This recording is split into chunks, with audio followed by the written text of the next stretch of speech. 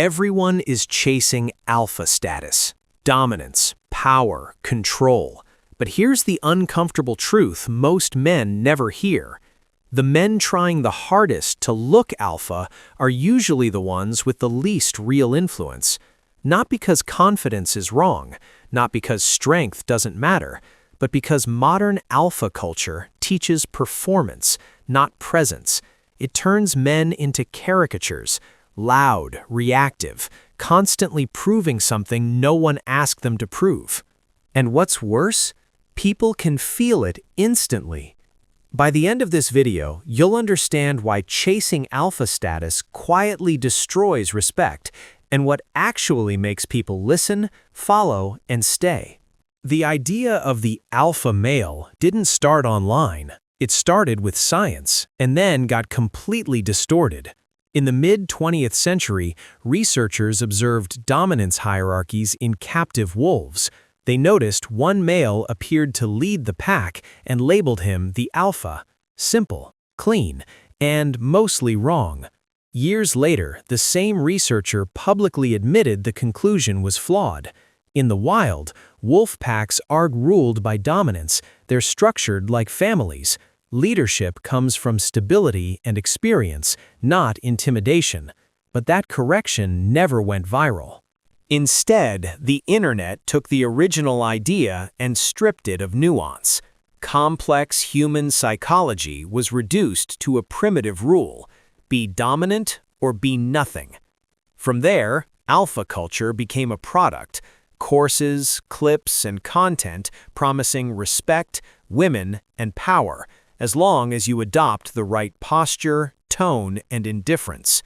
The problem is this: humans don't operate like captive animals. Social hierarchies in humans are subtle. They're built on trust, emotional control, competence, and consistency. Alpha culture ignored all of that and replaced it with theatrics, and that's where the real damage began.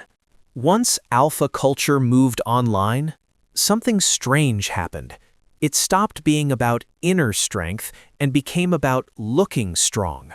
This is the performative alpha trap. It teaches men to act dominant instead of be grounded, to speak louder instead of clearer, to suppress emotion instead of regulating it. You see it everywhere. Forced confidence, unnecessary disagreement, that constant need to hold frame, even when nothing is being challenged. On the surface, it looks powerful, but underneath, it's reactive. Real confidence is quiet because it doesn't need witnesses. Performative confidence is noisy because it needs validation. And people pick up on that difference instantly, even if they can't explain it. When a man interrupts too much, stares too hard, or refuses to be flexible, he isn't projecting authority, he's signaling tension. The irony is brutal. The harder someone tries to dominate the social space, the more they reveal how unstable they feel inside it. This is why performative alphas often struggle socially. They're constantly monitoring themselves. Am I winning? Am I being respected? Did I lose ground?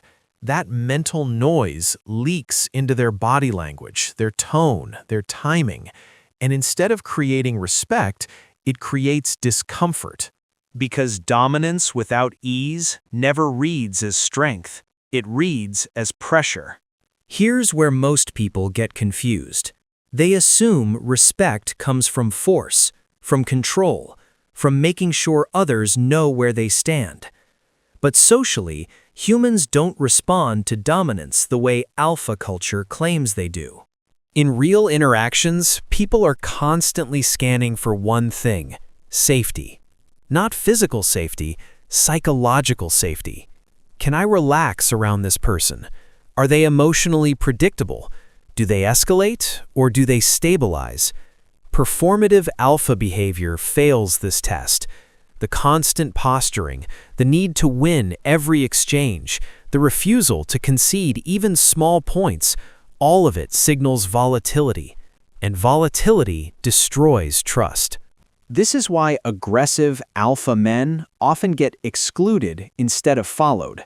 They're tolerated, not respected. Listened to, but not trusted. Social hierarchies don't reward the loudest presence. They reward the most regulated one. The man who doesn't overreact, who doesn't need to assert himself in every moment, who can disagree without turning it into a power struggle. That kind of composure does something subtle but powerful. It lowers the emotional temperature of the room. And the person who lowers tension, not the one who raises it, naturally rises in status. So when alpha behavior backfires, it's not because strength is unattractive. It's because uncontrolled strength feels like a liability, and people instinctively distance themselves from liabilities. If dominance isn't the source of real respect, then what is? It's not mystery. It's not bravado. And it's definitely not emotional shutdown. Respect and attraction come from internal alignment. When a man knows his values, regulates his emotions, and moves with intention, people feel it without being told. There's no performance, no pressure to impress. The first pillar is self-regulation. A man who can sit in discomfort without reacting is rare. He doesn't rush to fill silence.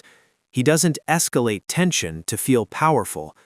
That restraint communicates security at a deep, almost unconscious level. The second pillar is competence. Not loud competence, not advertised competence, the kind that shows up through decision-making, boundaries, and follow-through. People respect those who are reliable under pressure, not dramatic under attention. And the third pillar is non-reactivity. This is where attraction quietly forms.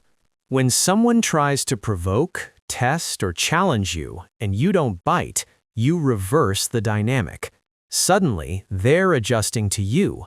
Non-reactivity isn't weakness, it's selective engagement.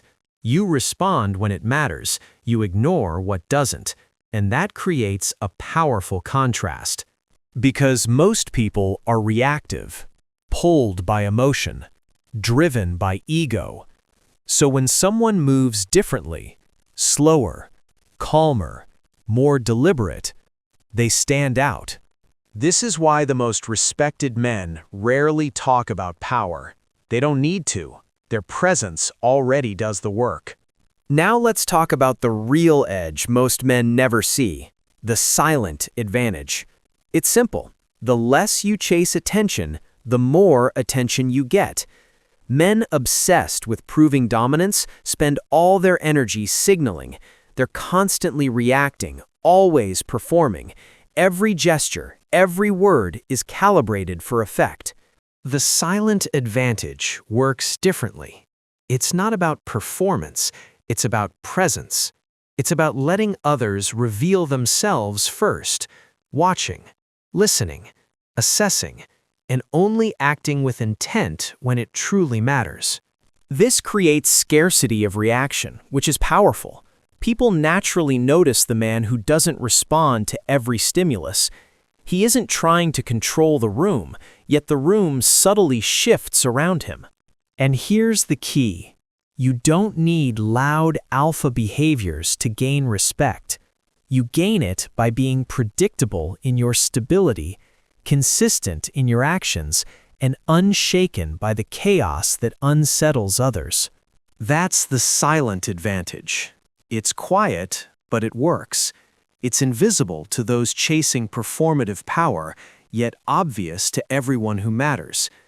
This is the kind of presence alpha culture claims to teach, but almost never actually delivers. Chasing alpha status is a game you'll never win, because it's built on illusions. The louder you try to prove yourself, the more people sense the insecurity beneath. Real respect doesn't come from dominance, it comes from grounded presence, from self-control, from emotional stability, from moving through the world with quiet confidence. So here's the final cognitive flip. Stop trying to be alpha. Start becoming grounded. And as you move forward, ask yourself this: are you trying to control people, or are you trying to control yourself? Because the moment you master yourself, you no longer need to perform, and the world naturally aligns with your presence. That's where real influence begins.